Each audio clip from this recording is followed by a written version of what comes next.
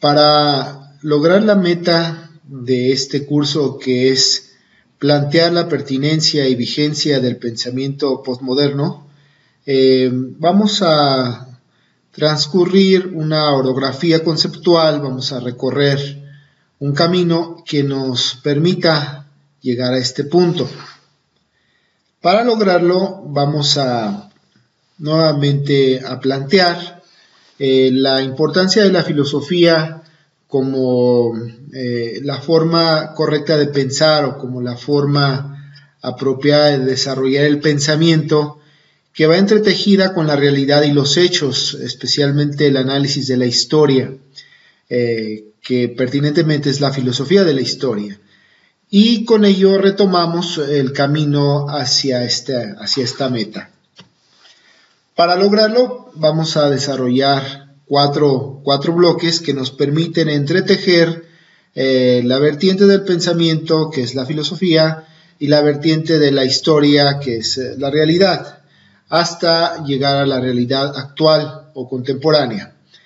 Para plantear el primer bloque de estos cuatro bloques, estaremos comentando lo que es la filosofía posmoderna. Es una caracterización del tiempo histórico transcurrido en los últimos años. Esta caracterización se da en todos los ámbitos de la civilización, pero también filosóficamente es una particularidad de la filosofía moderna, y esta es una particularidad porque aplica métodos filosóficos y científicos al desarrollo de la ciencia, al desarrollo de la civilización. Por lo tanto, tiene una doble vigencia y una doble pertinencia. La vigencia de los filósofos o pensadores modernos que representan el pensamiento posmoderno, pero también tiene una vigencia de la filosofía posmoderna, pues tenemos muchísimos filósofos contemporáneos que están afuera o están ajenos a este concepto de posmodernidad, puesto que lo han superado, lo han rebasado, integrando nuevas corrientes de la filosofía actual. Por lo tanto, son pensadores no netamente posmodernos, pero sí actuales. Para ello, entonces, una vez que consideramos el significado de posmodernidad, planteamos la introducción a la modernidad. Para entenderla, regresamos a la historia, a la ilustración, a la modernidad, el origen de la modernidad, y vemos que tiene unas críticas muy interesantes. La primera sería la crítica hacia la racionalidad ilustrada, como lo dice Lipovetsky, pero también tenemos una vinculación con la historia y los hechos que la han marcado, como lo menciona Feynman. Y también tenemos una vinculación a la sociedad, como lo explica Bauman, mostrando una modernidad desquiciada, irregular, muy superficial. Y también tenemos una crítica a su simbolismo, al simbolismo propio de la modernidad, que es considerado como posmoderno, o que fue el origen de lo posmoderno. Y también tenemos entonces una crítica general que integra todas estas críticas particulares y llega a un planteamiento del relativismo científico que es el origen del paso de la modernidad a lo posmoderno, como lo explica Thoreau. Entonces tenemos una filosofía de la historia moderna que nace en el devenir histórico con diferentes vertientes, como lo explica López, puede ser horizontal, vertical, cíclica, pero requiere autocerciorarse, como lo explica Habermas, retomando esta teoría crítica que menciona la Escuela de Frankfurt, la crítica a la necesidad de reconocer cuáles son los fundamentos epistemológicos de esta razón. Y como lo explica Bátimo, veremos que muchos de ellos caen en una insuficiencia metafísica para fundamentar lo científico, por eso caemos en un nihilismo.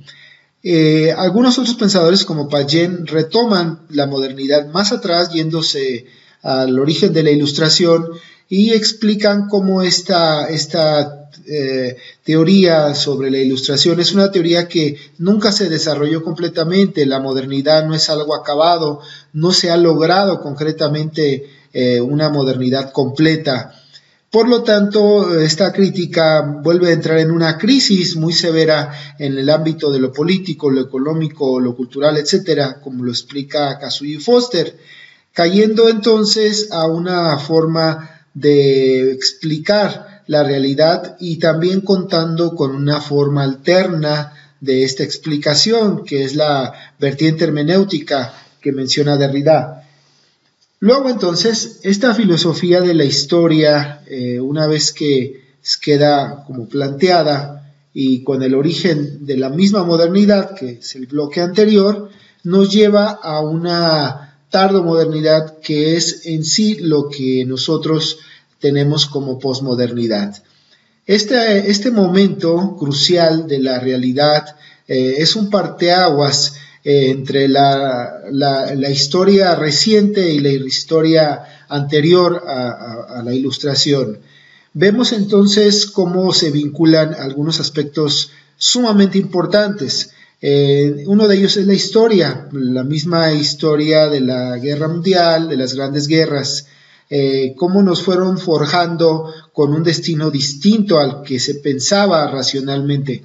Igualmente volvemos a tener una forma de interpretar las cosas, lo menciona Derrida. Y en Latinoamérica también tenemos este mismo análisis, como lo explica Echeverría.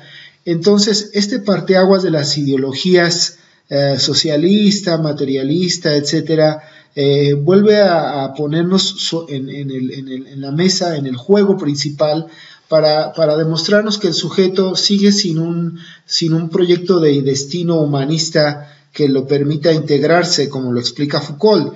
La razón vuelve a quedar o equívoca o unívoca, manteniendo una condición de la naturaleza humana o una condición humana no solamente posmoderna, sino también vigente, que son las consecuencias del dominio y los intereses económicos y globales en la vida, como lo explica Lyotard. Es así como entonces las mismas esferas planteadas en lo posmoderno, desde la misma escuela de Frankfurt, siguen siendo vigentes. Estas esferas, principalmente 4, son la ilustración, la cultura, la psicología y la historia. Y tiene sus principales salidas, que como lo hemos visto en Derrida y Foucault, es la exégesis y la política. Tenemos entonces una actualidad una vigencia de lo posmoderno. ¿Por qué? Porque ya podemos considerar que no solamente tiene un límite y un alcance, sino también da continuidad al proyecto filosófico del conocimiento de la realidad y de la verdad y de las ciencias. Así, por ejemplo, Massinter retoma nuevamente la necesidad de la ética. Rorty, como critica duramente el relativismo científico, retoma esta vertiente para buscar una metodología científica más humanista. Deleuze hace lo mismo respecto a la vida y a la existencia, y nuevamente Enrique Dussel lo menciona en una forma de entender a Marx desde una perspectiva analógica y no solamente el choque de las tesis y las antítesis materialistas de la historia. Teniendo entonces aplicaciones reales y concretas nuevamente en la actualidad, vemos que hay cierta pertinencia, cierta vigencia de lo posmoderno. A manera general, queremos entonces plantear esta hipótesis como un ensayo, un artículo, donde retomemos los horizontes de lo posmoderno, sus límites, sus alcances en la filosofía, en la literatura, etcétera, y al mismo tiempo podamos delimitar o superar esta vertiente posmoderna con una filosofía actual,